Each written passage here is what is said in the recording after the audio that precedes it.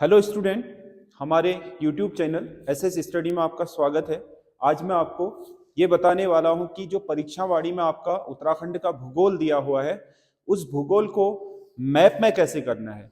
Map में अगर आप भूगोल को पकड़ लोगे तो जो आपके कंफ्यूजन होते हैं वो हमेशा के लिए दूर हो जाएंगे, क्योंकि ये एक सीखने जैसी चीज है, याद रखने जैसी नहीं। तो इसमें आपका उत्तराखंड में बहुत सारी चीजें जो आपके इसके क्षेत्रफल को लेकर के है, सीमाओं को लेकर के है, या फिर ग्लोब पर इसकी स्थिति को लेकर के है, या इनके भौगोलिक प्रदेशों के विभाजन को लेकर के है, वो सब मैं आपको उत्तराखंड के मैप में बताने जा रहा हूं। तो उत्तराखंड का जो मैप है, सबसे पहला जो आपकी बात आती है कि उत्तराखंड आपका भारत का एक क्या है, राज्य है, कहाँ स्थित है, ग्लोब पर इसकी स्थिति क्या है, जिसे हम अक्षांशीय और देशांतरीय स्थिति कहते हैं। तो वहीं से शुरू करते हैं। देखो, ये जो आपका उत्तराखंड का मैप है, इस मैप में अगर हम देखें तो भारत में इसकी स्थिति यह है। पहले हम ग्लोब पर देख लेते हैं इसकी स्थिति क्या है। यह है ग्लोब, ठीक है। अब अक्षांशीय और देशांतरीय विस्तार क्या होता है, इसे जरा समझ लीजिए। अक्षांशीय और देशांतरीय विस्तार क्या होता है? देखो, यह है भूमध्य रेखा, भूमध्य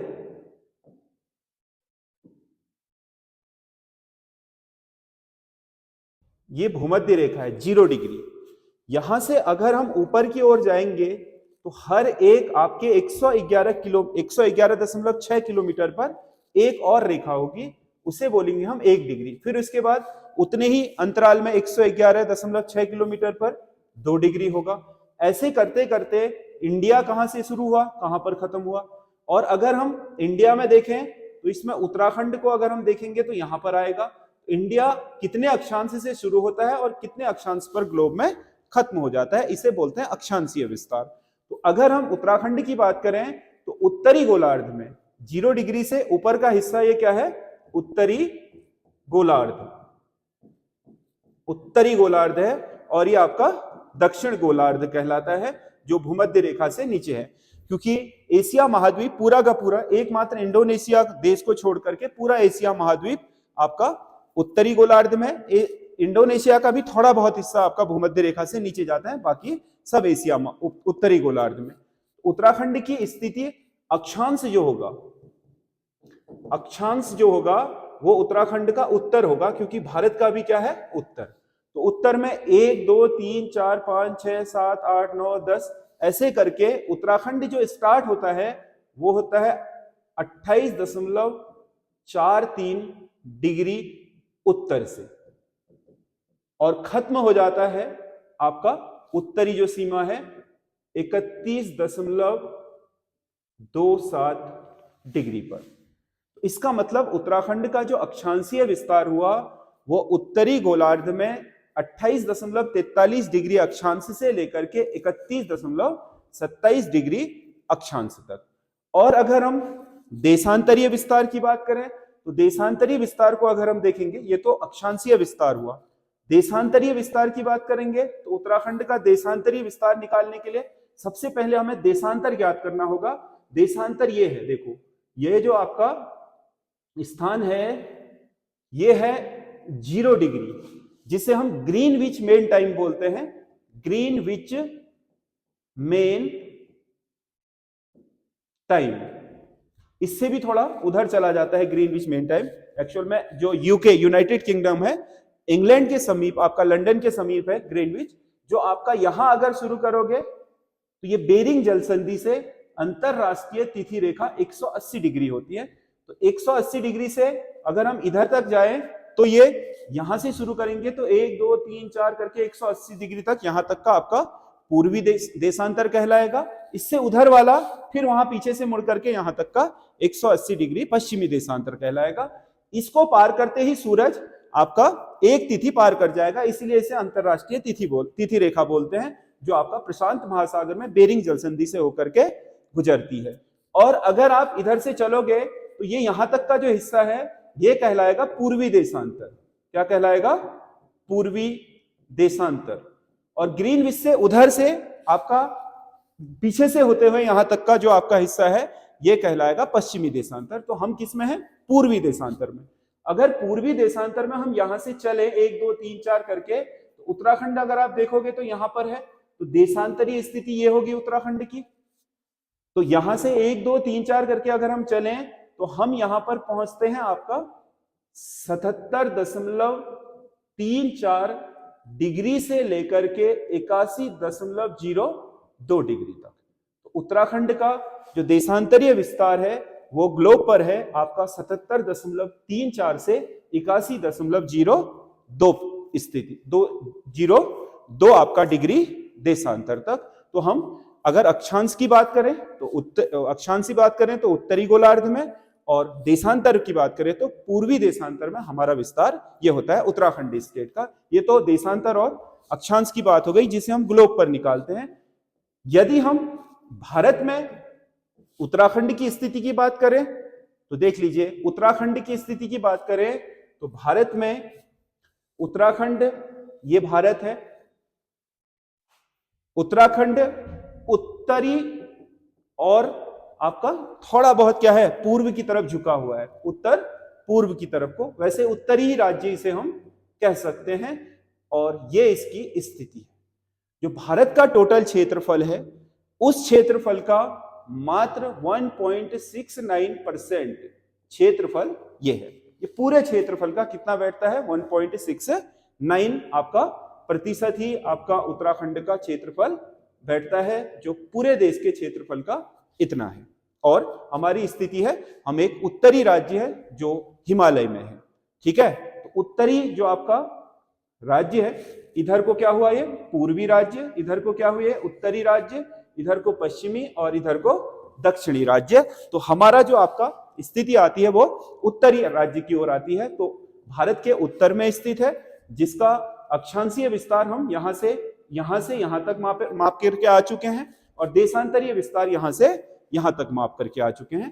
तो भारत में उत्तराखंड की स्थिति और उसका जो भारत का क्षेत्रफल है उत्तराखंड के परिप्रेक्ष्य में वो ये है। अब बात आ गई है उत्तराखंड की। तो उत्तराखंड आपका ये है, ठीक है। उत्तराखंड राज्य की अगर हम टोटल सीमाओं की बात करें तो उत्तराखंड राज्य एक ऐसा राज्य है जो सीमांत है। सीमांत का मतलब भारत की सीमाओं पर स्थित है, आंतरिक राज्य नहीं है, बल्कि इसकी अंतरराष्ट्रीय सीमा लगती है। तो अंतरराष्ट्रीय सीमाओं की बात करें तो यहां से लेकर के आपका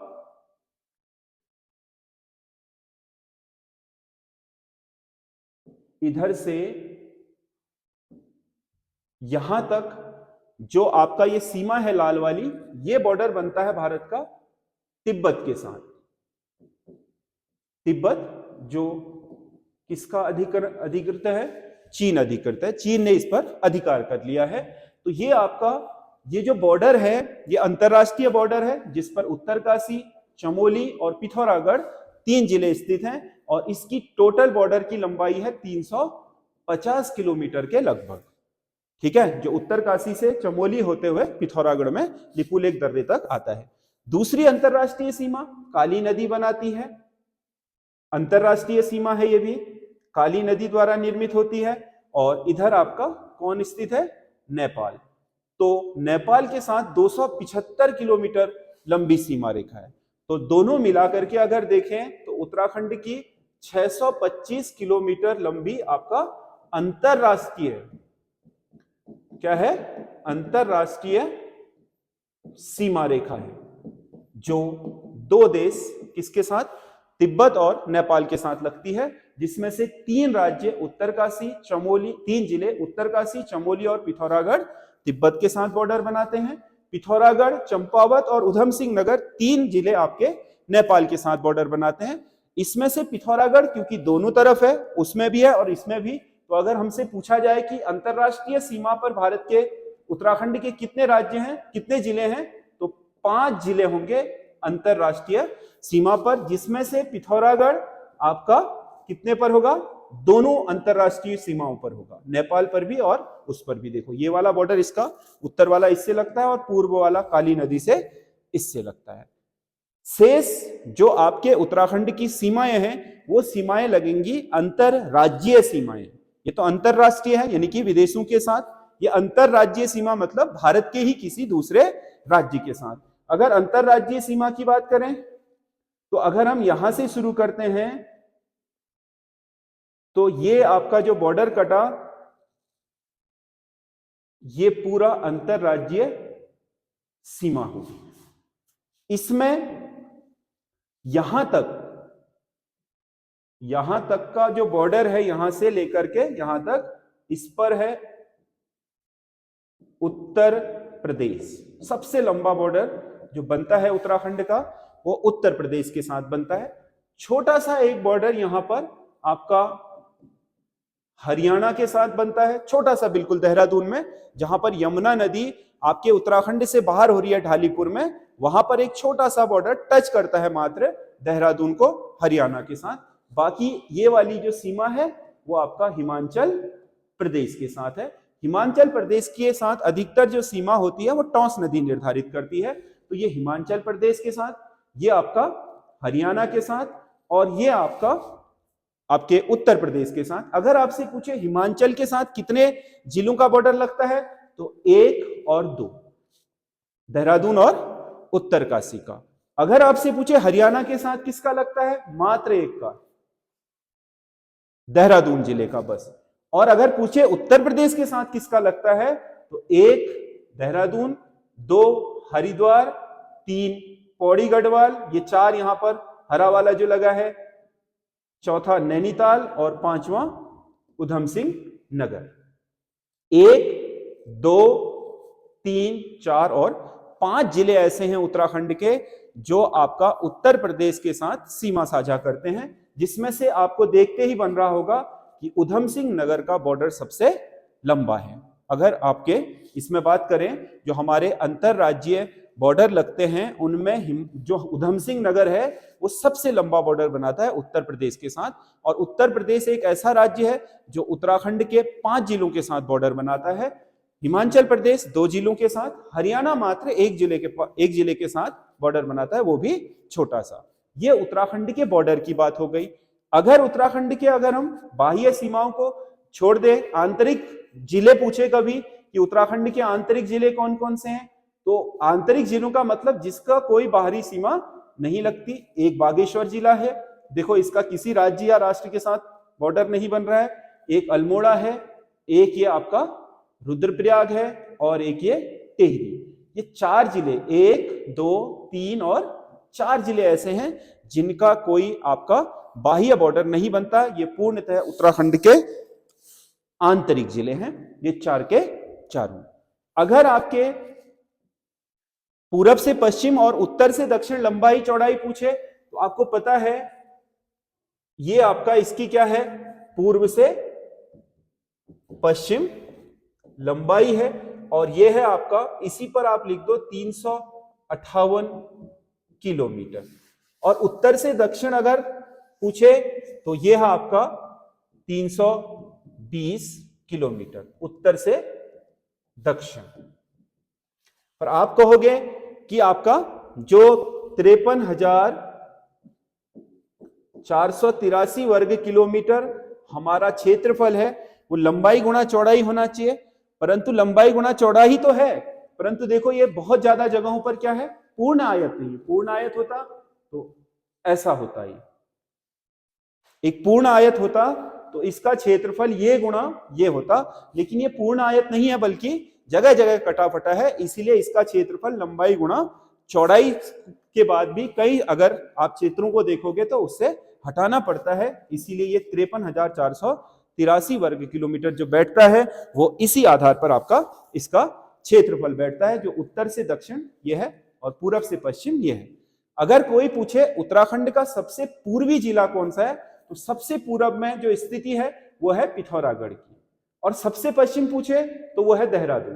देहरादून का जो त्यूनी वाला क्षेत्र है वो सबसे पश्चिमी क्षेत्र है, सबसे पश्चिमी ये है। और उत्तरी क्षेत्र पूछे तो उत्तरकाशी, और दक्षिणी पूछे तो उधम सिंह नगर होगा। अगर सबसे उत्तर में स्थित जिला पूछे तो उत्तरकाशी, और सबसे दक्षिणी पूछे तो उधम सिंह नगर। सबसे पूर्वी जिला पूछे तो पिथौरागढ़, सबसे पश्चिमी पूछे तो आपका जो त्यूनी है, मतलब आपका देहरादून है, वो सबसे पश्चिम में स्थित है। तो ये अगर आप देखोगे तो भौगोलिक सीमाओं में आपका क्षेत्रफल हो गया, बॉर्डर हो गए, आंतरिक बॉर्डर हो गए, और उसके अलावा जो इसका टोटल जो भारत के परिप्रेक्ष्य में क्या स्थिति है, अक्षांशीय और देशांतरीय विस्तार क्या है, इन सभी चीजों को अगर आप सीरियल से पढ़ोगे तो आपके लिए बहुत आसानी होगी। उसके अलावा अगर आप उत्तराखंड के भौगोलिक प्रदेश को देखना चाहते हो तो उत्तराखंड के भौगोलिक प्रदेश का जो विभाजन है उसमें अगर आप देखोगे तो सबसे दक्षिणतम जो आपके स्थिति मानी जाती है उसमें आपका ये वाला हिस्सा जो है ये आपका गंगा का मैदान है।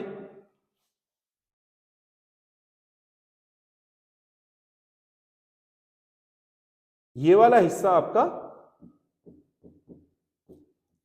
तराई है, वो गंगा का मैदान, ये तराई। सेम लोकेशन है, दोनों ही आपके हिमालय से उतरने वाली नदियों के द्वारा ले जाई गई जलोढ़ मिट्टी से निर्मित हैं, समतल हैं, उपजाऊ हैं और जल संसाधनों का कोई अभाव दोनों में ही नहीं है। मतलब पाताल तोड़ कुएं खोदना बहुत ही आसान है क्योंकि नीचे जल आपका भूमिगत जल इसमें बहुत नजदीक है। इसीलिए उत्तराखंड के सबसे अधिक आपका अनाज उत्पादक क्षेत्र यही है, उधम सिंह नगर की पट्टी और गंगा का मैदान। तो ये तो दो हो गए। तीसरा आपका क्षेत्र आता है इसके जस्ट ऊपर, आपका तराई के जस्ट ऊपर का क्षेत्र, ये वाली जो पट्टी है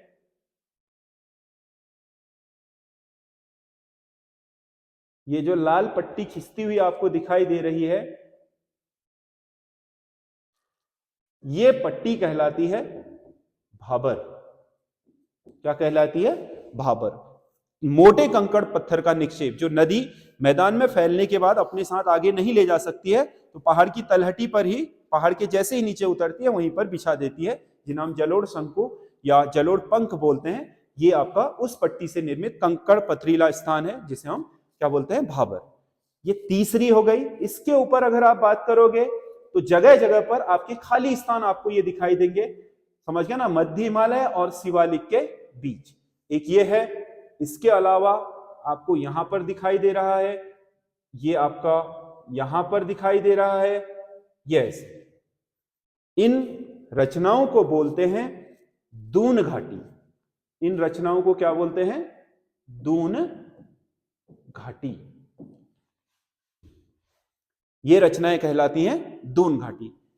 कितनी हो गई? 4। इसके ऊपर जो अगला जो भूभाग है ये यहां तक जो आपको ग्रे कलर के बीचों बीच आपको दिखाई दे रहा है,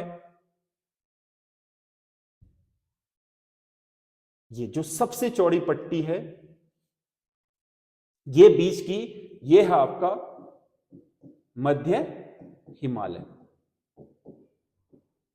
मध्य हिमालय या इसको क्या बोलते हैं? लघु हिमालय। बाबर के ठीक ऊपर एक और पट्टी होगी शिवालिक। बाबर के ठीक ऊपर एक और जस्ट पट्टी होगी सीधे इसी के उसमें शिवालिक। ठीक है,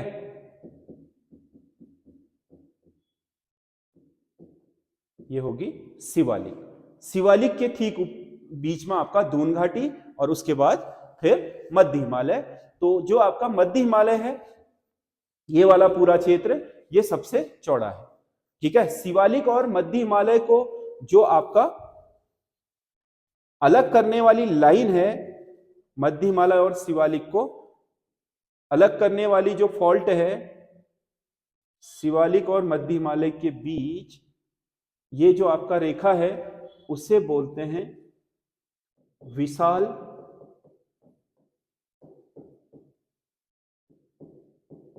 सीमांत भ्रंश। यानी कि आपका मेन बाउंड्री थ्रस्ट जो है वो इन दोनों के बीच है। और बाकी ये वाला जो थ्रस्ट है, थ्रस्ट मतलब हमारी जो टेक्टोनिक प्लेटें हैं वहां पर क्या है? खाई है, जिस खाई में एक गैप बना हुआ है और उस गैप को भरने के लिए बार बार नीचे प्लेटों में हलचल होते रहती है और उसी के कारण आते हैं भूकंप। और ये वाली जो लाइन है ये है आपका MCT, मेन सेंट्रल थ्रस्ट, मुख्य केंद्रीय भ्रंश रेखा। इस रेखा के आसपास जो भी क्षेत्र होगा वही जोन 5 में होगा, यानी कि भूकंप की दृष्टि से अति संवेदनशील। उसके बाद जो ऊपर का हिस्सा आपको ये ग्रे कलर का दिखाया है, इसमें भी दो भाग हैं। ये जो बीच का हिस्सा है ये वाला है बृहद हिमालय। बृहद हिमालय जिसे हम बोलते हैं आपका हिमाद्री, यानी कि ये क्षेत्र वर्ष भर आपके बर्फ से ढका रहता है, क्योंकि इसकी औसत ऊंचाई आपका 4500 मीटर से ऊपर है। तो इसमें आपका वर्ष भर बर्फ रहती है। उत्तराखंड के जितने भी आपके ग्लेशियर होंगे वो सब इसमें होंगे। उत्तराखंड की जितनी भी आपके सर्वोच्च चोटियां होंगी वो इसमें होंगे।